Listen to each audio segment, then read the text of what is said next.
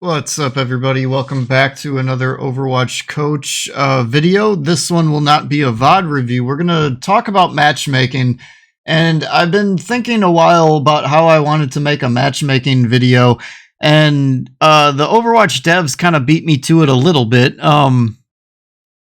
Back in December, when was this? December 20th, they came out with a two-part series, and the first part came out December 20th, and the second part came out on the day I'm making this video. So I thought what I would do is read through both of them combined, and then I'll throw in my commentary, maybe throw in my own examples as I'm reading this, and hopefully that will help kind of explain to you guys exactly how matchmaking works. It's possible you guys have already read through this. Maybe you didn't fully understand everything. Maybe some examples will make you look at this a little differently. Maybe it'll be helpful, maybe not. I don't know, but let's give it a shot, and we can see how this goes. And if you guys have any questions, comments, anything like that, or even if I have a wrong take on something, feel free to comment below, and we can talk about it. So without further ado, hello heroes. In the first part of our two-part deep dive on matchmaking and competitive, we'll look at how matchmaking works under the hood and answer some outstanding questions around how MMR is determined and factored into the system. Ultimately, the goal of Matchmaker is to create as fair matches as possible across all game modes. We know matchmaking can be a source of frustration, especially in competitive, and we'd like to recognize it doesn't always feel like it's meeting its goal. In order to address your thoughts, we need to dissect the matchmaker and competitive systems separately. Before going into how they affect one another, in part one, we talk about how the matchmaker works, some of the challenges we face, and some of the ways we've started to tackle those issues. Our matchmaker is designed to create balanced matches. To do that, we need some approximation of each player's skill. Everyone has an internal matchmaking rating, MMR. That's a numerical value to describe your skill relative to everyone else. However, MMR isn't an absolute value, meaning your MMR can change even if your personal skill stays the same. This could indicate the general population is getting better or worse compared to you. You can see this in an example below that displays the player MMR in quick play, with most of us right around the middle of the curve. So here's your chart. Now, your MMR will rise over time if you improve your skill and win more games against players of your current MMR level. All our game modes, including competitive, only look at MMR when forming a match. We never use your outward-facing skill tier or division to form matches. Likewise, the rank you see in a player's profile isn't the same as their MMR. So let's stop there for a second. So, going into Overwatch 2, the first two seasons, they de-rank everybody. They decay you, right? So, say for example, you were low diamond, and it decays you into like upper gold. So everybody you're playing with still has that same MMR number. You're just facing your outward facing got deranked, but your actual MMR, to the best of my knowledge, stayed the same. So now think as while that season progresses. So let's say you go from upper tier gold and now you're, let's say, plat 1 or something like that. But let's say somebody who hasn't played at the beginning of the season was also in diamond. He got deranked, he or she got deranked to, let's say, you know, upper tier gold as well. But so their MMR stays the same too. However, they have not played yet and haven't started their climb back up. So that's why at times, the specific, I want to emphasize this again, at times you're getting a gold player in your lobby. That's a example. There's going to be other examples of this that we'll cover later, but that could be your first example. So like, say for example, you're in a game and you're getting rolled and you start looking at your team, and let's say you're lucky enough to have a team with everybody's profile is public and you can see everybody's rating, and you see you've got like 2 gold players on your team, but you're like plat 1 or something like that. That could be one of the reasons why. We'll get into another reason later on. Let's see. So we only adjust your MMR after you win or lose a game. So if you come back after not playing for a long time, your MMR is unaffected. See, when we lower your rank at the beginning of a season and everyone in your matches has a similar MMR as you, initial ranked matches can feel turbulent because many players return at the beginning of a season. So yeah, you could be playing with somebody who maybe they hit like Diamond 5 and they felt like they weren't a real Diamond player, but they hit the cusp of Diamond, and then they just kind of retire for the end of the season so they can get that rank, at the end of the season. But then they come back, so maybe they sat out for the last month or something like that, and now they're coming back. They're playing in your rank, but they haven't played for a month, and then on top of that, they're already playing with shaky confidence. That could be an example of playing with a game where all of a sudden it's not exactly even. So, and anything that changes player population is going to affect the matchmaker. It's also important to remember that our teammates are human. We don't always perform the same from game to game or even team fight to team fight. So this part here is important too, because say, for example, you're on the team or you're going up against a team that's playing full on meta. They've got like Widowmaker and Sojourn with a Mercy Pocket, and they're landing shots. And meanwhile, you're playing with, let's say, the other team has, let's just say, Cassidy and Soldier, or Tracer and Symmetra or something like that.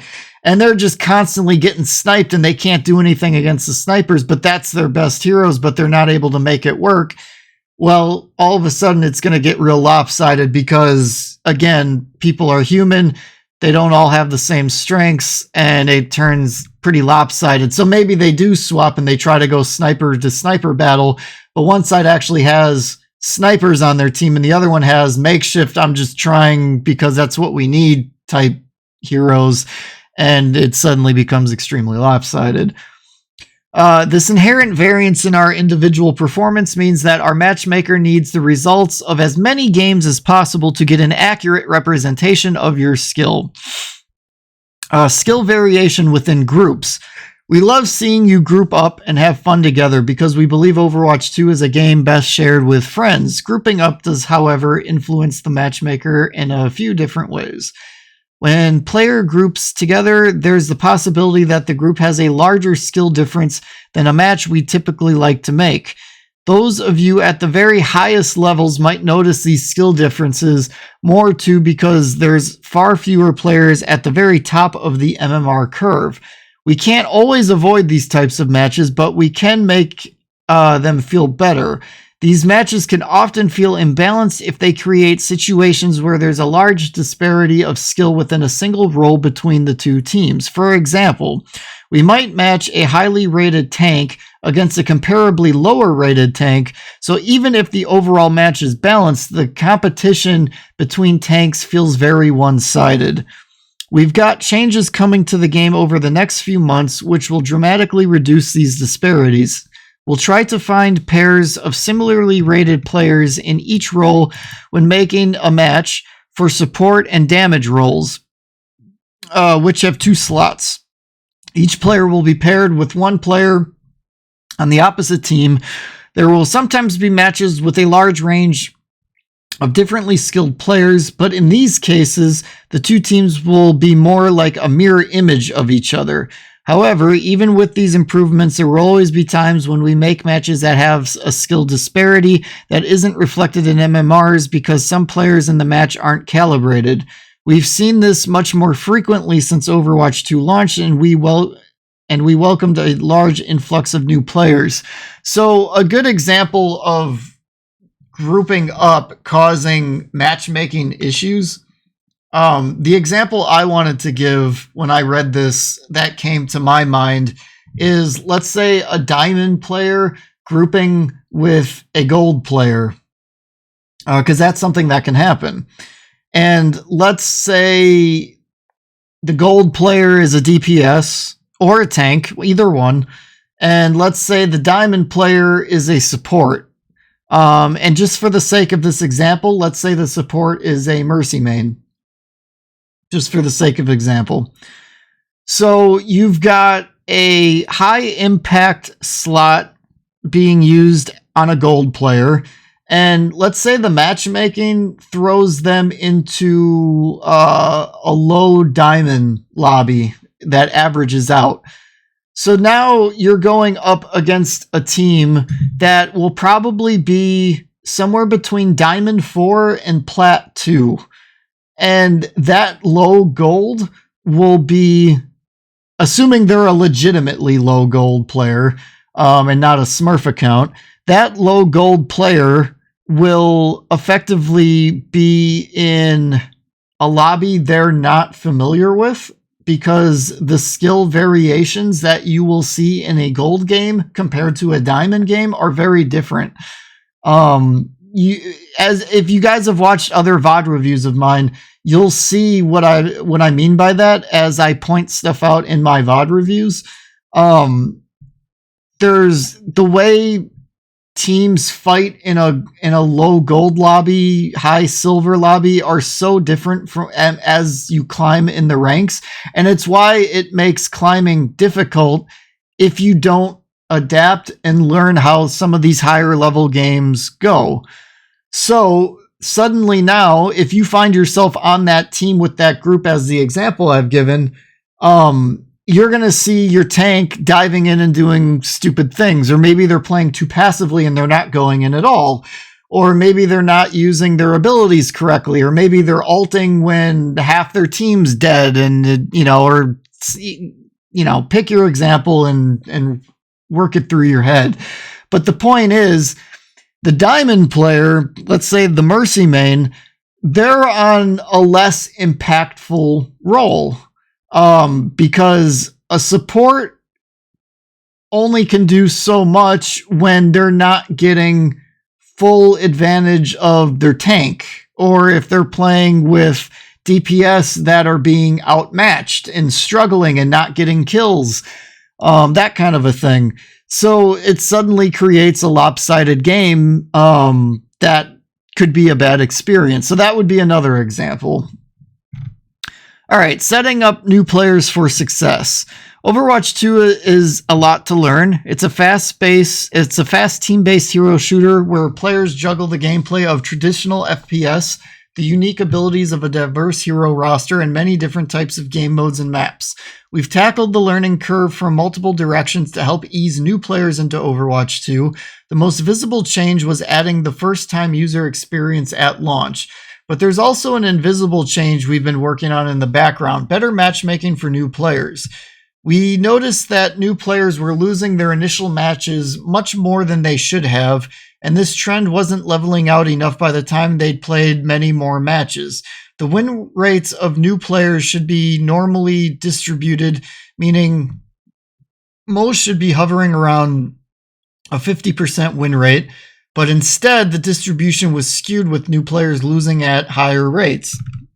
This change is more difficult since the matchmaker has no initial data on players' skill where they enter their first match. We've tried to remedy this issue with two distinct changes. First, new players initially started at an MMR value slightly below average.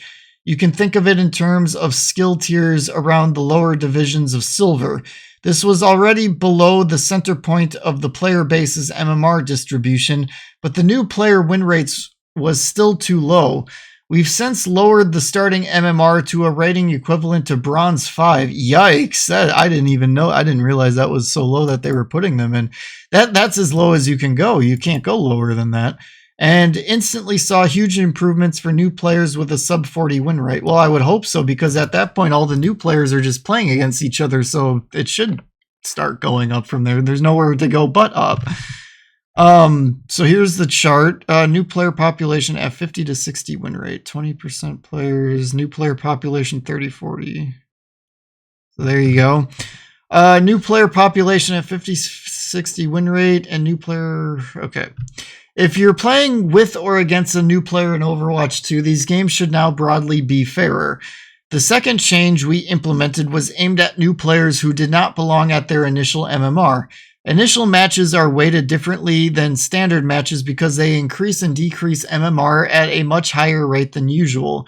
We want to adjust a player's initial MMR as quickly as possible because until their MMR is more properly calibrated, we're not able to make fair matches. However, this still meant that it took several games for players to get to where they belong. To improve this, we added a streak modifier system that tracks a moving average of a player's win rate. When a player wins more than 50% of their matches, we start to increase their MMR faster. So if that basically means if you're winning games, if you go on a winning streak. So like, for example, this weekend on one of my alt accounts that I was playing on, I went on a 9-win, 1-loss winning streak, essentially. The loss, I think, came in the middle somewhere, but essentially 9 wins and 1 loss. And that shot that account that I haven't really played on in, I don't know, like probably 4 seasons, maybe. It shot it up 2 ranks once it did the refresh, which I was actually a little surprised by. Because I didn't realize I was on that winning streak at the time. But this levels out once we see the player's MMR value has them joining fair matches, which corresponds to a 50% win rate. With this change, we've seen that new and returning players reach a 50% win rate with much fewer matches than before. The faster we can calibrate a new player's MMR, the fewer unfair matches we'll create, not just for that player, but for the other 9 players in the match. Overall, we think this was a huge improvement to the new player experience, which in turn should result in better matches for everyone. There will be more information on updates in the future, but until then, please keep sharing your feedback. It's our valuable development resource. So yeah, if you're a new player, you've been playing at the bottom of the barrel and you got to climb up all the way from the bottom. So I'm curious if any of you guys are brand new to Overwatch 2. What are your thoughts on that type of an experience? Was it beneficial? Was it helpful? I kind of think it would be, honestly.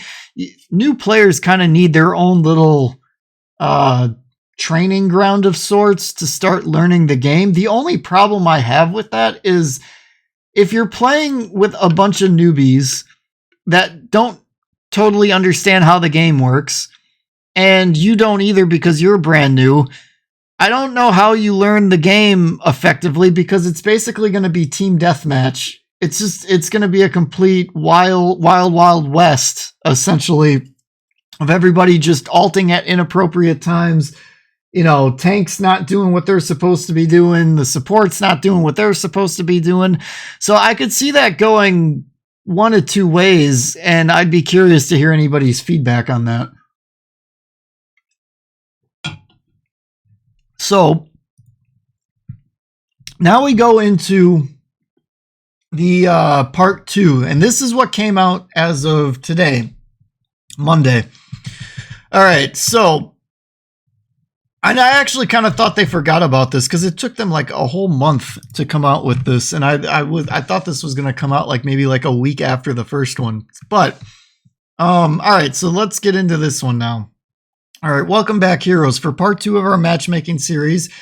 In part 1, well, we know what they talked about in part 1, so let's get into it. All right. All right, well, we'll read the TLDR. Too long, don't read if you don't know what this acronym stands for. All right, your ranked games are formed based on your internal matchmaking rating, regardless of your displayed skill tier.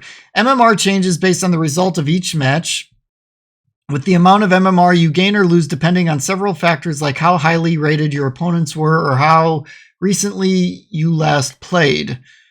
Oh, that's interesting.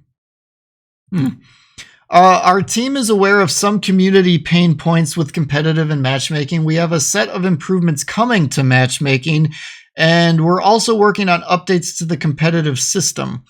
For competitive play in Season 3, we'll reduce the number of wins between competitive updates from 7 to 5 and 20 losses down to 15. So if you lose 15 games, you'll get an update quicker, or 5 wins. I mean, I would hope with that kind of a scenario, you never get to the 15 loss section before 5 wins. But I mean, I've been on some bad losing streaks, but I don't think I would have ever hit 15 losses to 5 wins. So hopefully you don't hit that. If anybody does hit that, feel free to send me a game from that 15 loss or that 20 loss. If you've got a VOD review from one of those two, I would love to see something in the middle of a losing streak that much, just so I could maybe kind of do like a team versus team VOD review like I just recently did. I got some good feedback on that, so I wouldn't mind doing more of that. So if anybody goes on a big losing streak and wants to submit something like that, just let me know in the introduction that you send to me. But more in terms of how to submit in the frequently asked questions video that I made about a week ago, something like that. It's not too far back in the videos in my channel, so feel free to catch that for how to submit a VOD review. All right. So Season 4 will include so we're already talking about Season 4. We're not even in Season 3 yet, although it's not that far away, but we're talking Season 4 already. So Season 4 will include additional information about your current wins and losses on the competitive update screens. Our team has begun work on longer-term features and updates for both the matchmaker and competitive game modes, and we look forward to sharing more on those plans in the future. Okay. Here's what we're currently seeing in ranked. We've seen your feedback on matches with wide skill variation, and we want to talk about a few reasons that could be happening, as well as our plans to address your concerns. We allow players to group together even when there's a difference in the MMR between party members, and this is a major source of wide skill disparity in matches. We're working on some changes that will match parties with similar MMR disparities together more frequently, which we expect to noticeably reduce how often we make wide matches. This will make it much less likely for a solo player or a party with a narrow skill disparity to end up in a match with a wide skill disparity. Often, matches with a wide displayed skill tier difference will look very close when looking at the differences in MMR between the two teams. The partial rank reset at the beginning of the season may be exaggerating this by making it look like someone is lower than their actual ranks. Yeah, that's part of the example I gave earlier. However, regardless of the seasonal reset, both skill tier and MMR can decay over time for players who are inactive for a considerable amount of time. Players who return may see dramatic shifts to their skill tiers as they resume playing regularly, and the game becomes more certain of that player's current skill. See, now I didn't know that if you don't touch an account, your MMR will decay. I was not aware of that. We've also seen the community talk about inconsistent games or how some games feel incredibly one-sided, and that feedback has been helpful. Understanding what causes one-sided matches and how to reduce their frequency has become a major area of focus for our team. This is a tricky problem because one-sided matches can happen in Overwatch, even between balanced teams. That kind of goes into the team comp part of the aspect that I talk about in all our VODs and in the example that I gave earlier in this video. I feel like is a leading cause of that. So our first step has been to study the problem, and we understand the various factors that can cause one-sided matches. And we are planning to share what we learned with you in a developer blog down the road. Competitive updates are another topic we've been exploring. We want you to feel a sense of progression without needing to focus on a super granular number like a skill rating, but we feel and agree with the community that competitive updates are a bit too infrequent currently. See, I disagree with this. I would rather see a number, and I would rather see it changing after every single game. I don't like the current ranking system that they're doing. I don't think it's updating as frequently as it should be, And I think it should be every game, not every 5 wins or 15 losses. I think they should just completely do away with that and go back to how Overwatch 1 was. Let me know what you guys think about that. But I don't think that this is a step in the right direction. Maybe it's a baby step in the right direction, but really I'd like to just see it be rolled back to how it was in Overwatch 1. But I don't think we're going to get that. I think Overwatch 2, the way they're doing it is basically here to stay. We might get more tweaks in terms of how frequently it'll update, but I don't think it'll ever be after one game. I don't think that ever comes back, even though I feel like it should.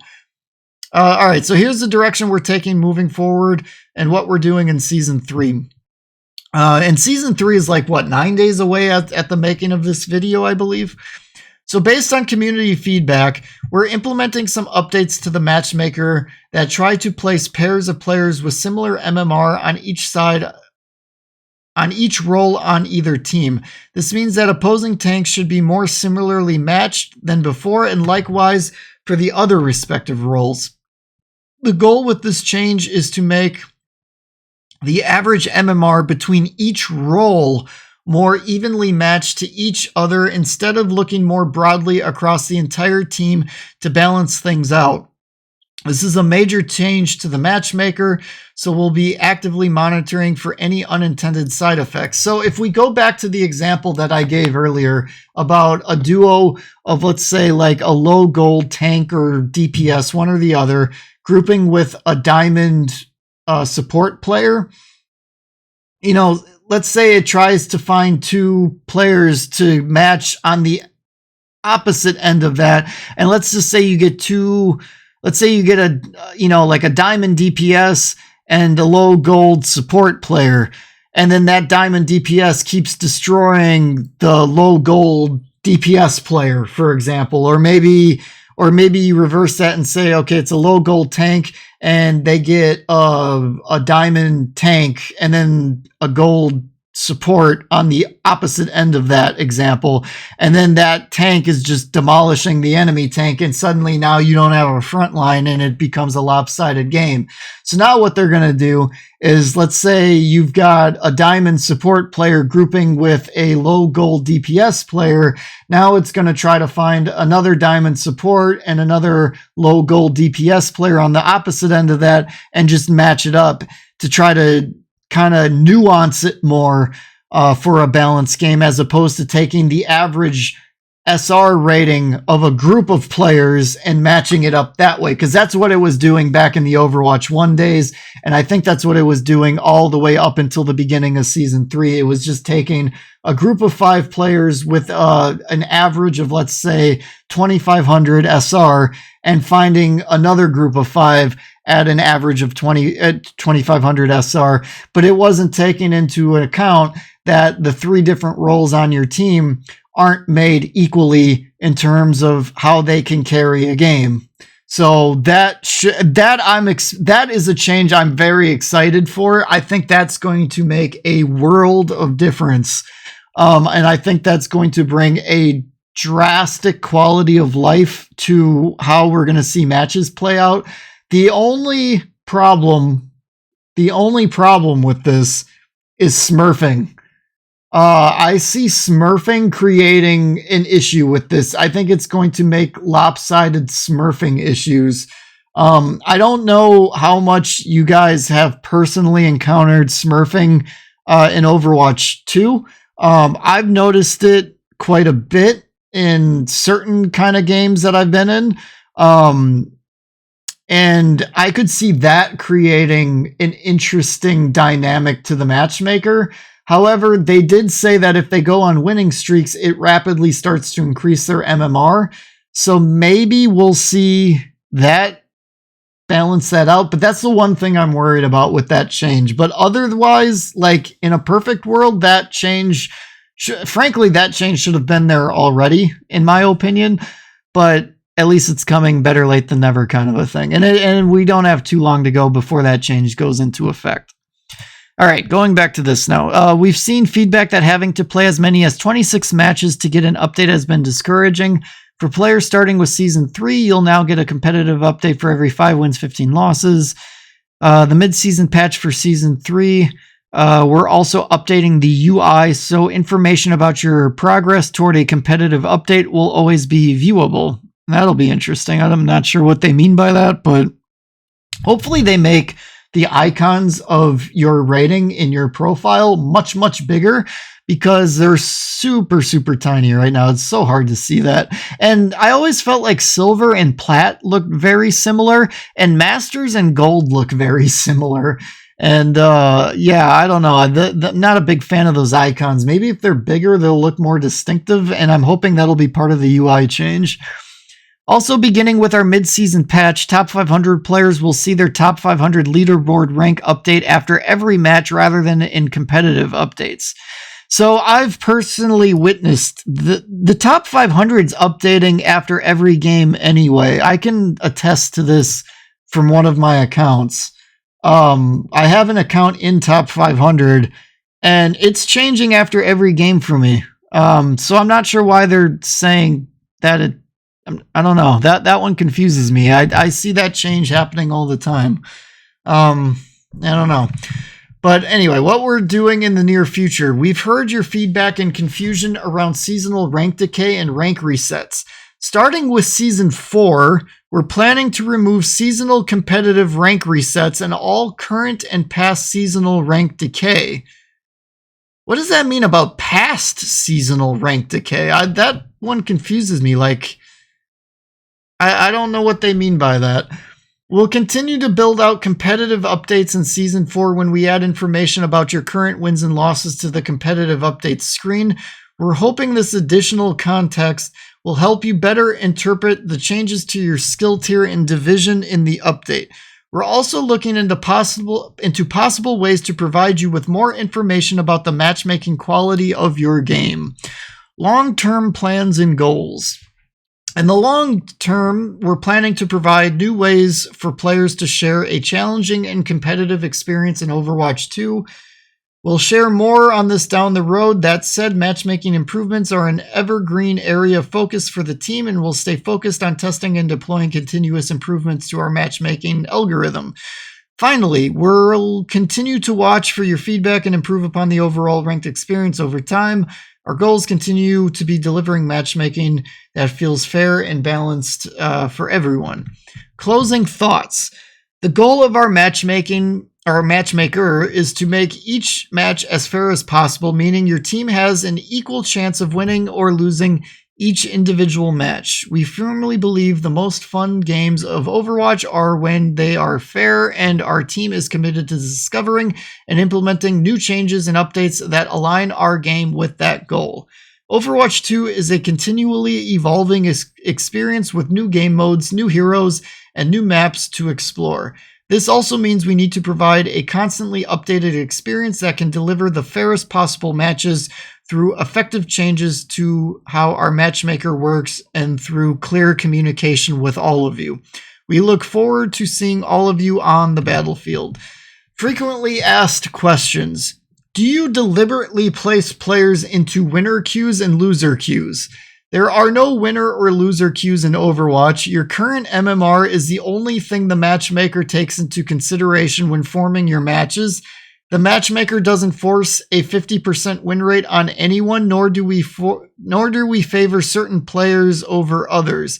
At its core, our matchmaker is a mathematical formula used to place similarly ranked players together in a match with the goal of creating as fair of games as possible. What is your guys' take on that? Because didn't they just say something about a 50%, like the MMR tries to group you to a 50%? Was that in the first one or the second one? I think it might have been the first one. Where did it say that? Here. When a player wins more than 50% of their matches, we start to increase their MMR faster. This levels out once we see the player's MMR value has them joining fair matches, which corresponds to a 50% win rate. With this change, we've seen that new and returning players reach a 50% win rate with much fewer matches than before. I don't know. That kind of sounds like it's forcing a 50% win rate, does it not? I mean, unless you're just one of the best players in all of Overwatch and you can beat everybody, I feel like this is not accurate. I don't know. What's your guys' take? All right, number 2. Why do I sometimes have a large win or loss streak? Sometimes if a player goes on a very long win-loss streak, it's indicative that their internal rating is not well calibrated. The best way to calibrate your rank is to continue playing competitively. The more data we have, the closer you'll get to a rank that best represents your skill. However, there are times when players are going to get lucky with their win streaks or the opposite with loss streaks. We're investigating this and we'll be testing some changes to see if we can reduce this kind of streaking in the future. Does my competitive rank affect matchmaking? We only create matches based on a player's MMR, not the visible competitive rank. A player's visible rank will move towards their rating over time as they continue to play during a season. When we decay ranks at the beginning of a season, this has no effect on a player's underlying ratings. That goes to the example I gave at the beginning where, somebody doesn't start playing into the season right away after a decay. You've been playing a bit, you've climbed, let's say, out of like upper tier gold into upper tier plat, but suddenly you're playing with a gold player. That might be one of the reasons why. And that's further proof of my example being accurate. Why does the quality of my matches go down at the start of a season? I bet you they're going to blame that on the influx of players. When Season 2 went live, a lot of players who stopped playing during Season 1 came back, so the population of players playing ranked changed dramatically overnight. Yep, see? Ratings are a measure of your skill relative to the rest of the players you interact with. Events that cause the population to change a lot will result in some turbulence. We're exploring some ideas for how to tackle this in the future. Okay, my opinion on how to tackle that, if they're already doing an MMR decay, maybe they just need to make it more aggressive. Or maybe they need to make it really aggressive before events that might make an influx of players come back. So maybe if you've taken 2 weeks off or more, and there's an event that's about to start, maybe they kick that in and they like get a little bit more aggressive and they throw you down a little ways. That would be how I would do it. What do you guys think? All right. Can we do a full rating reset? Oh God, no, please don't.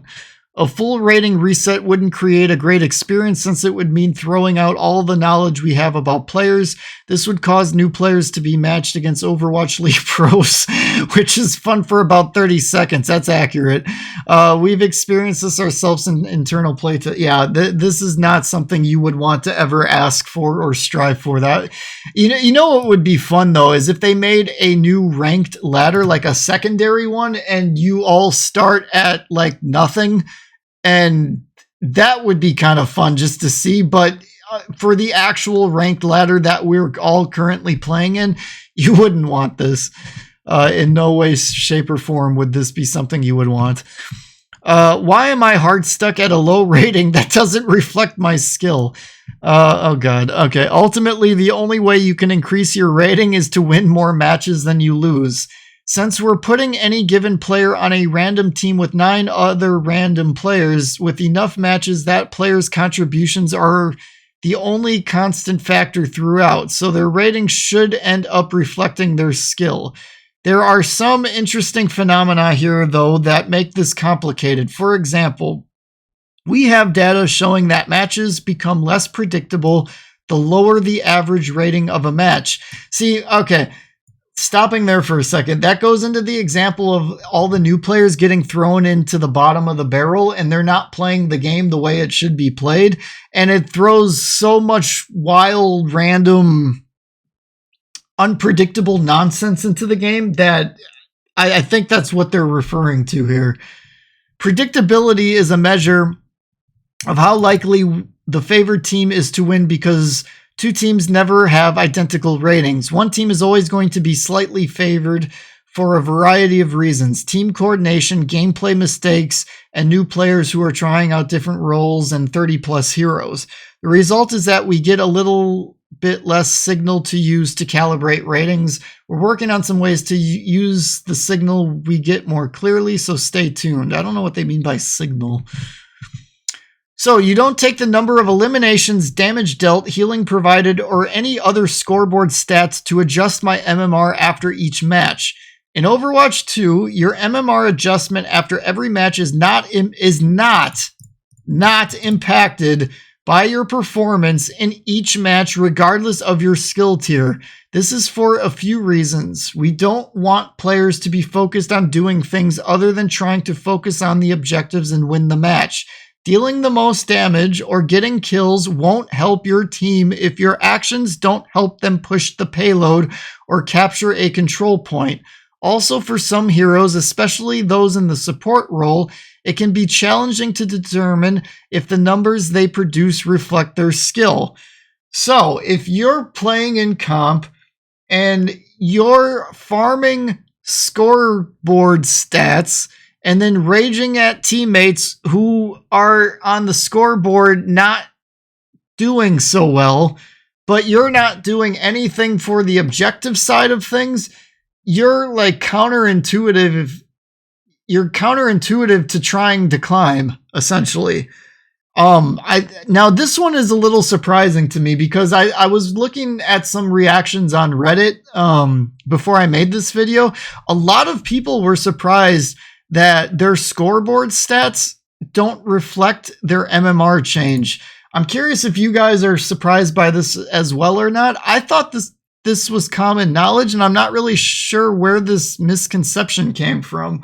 But for anybody that didn't know, don't farm scoreboard stats because if you're not winning the game, it doesn't matter. Why do streamers and pro players often have such long queue times and often end up in poor quality matches? Well, okay, I can answer that one without even reading this, but just from the quick skim here, it's basically they're at the top of the barrel, the top of the food chain, and the top of the food chain has a very minute amount of player base in it compared to, let's say, the average player in gold or platinum, where there's at any given time, let's just say 50,000 people queued up at that rank versus a top, let's say, upper tier masters and above. You probably got maybe like 1 to 200 people, maybe, queuing at a given time at that rank. And that's even a lot. I don't know. Since they don't really release those kinds of numbers, who knows? But it's a very minute player base, and the longer their queue time goes, the more the matchmaking will start to skim down the player rating to get a game going, because they don't want people just sitting in queue for an hour. Because that's not a good experience for anybody, the people watching your favorite streamer or the streamer waiting for a game. So as time goes on, it starts at top 500 and then it slowly and gradually goes down. Usually it'll stop somewhere in Masters, I would think. But I mean, if there's really nobody on, then they might get diamonds or something like that. But, and I've had games where I played on Diamond and I had top 500 people in my game. So it happens. But yeah, so, I hope this video was helpful. I'd love to hear feedback on any and everything read in here. Let me know your guys' thoughts. What are you excited for in season 3 and 4? Is there things you guys would do differently to the matchmaker? Let me know. Thank you guys for watching, and I'll catch you on the next one.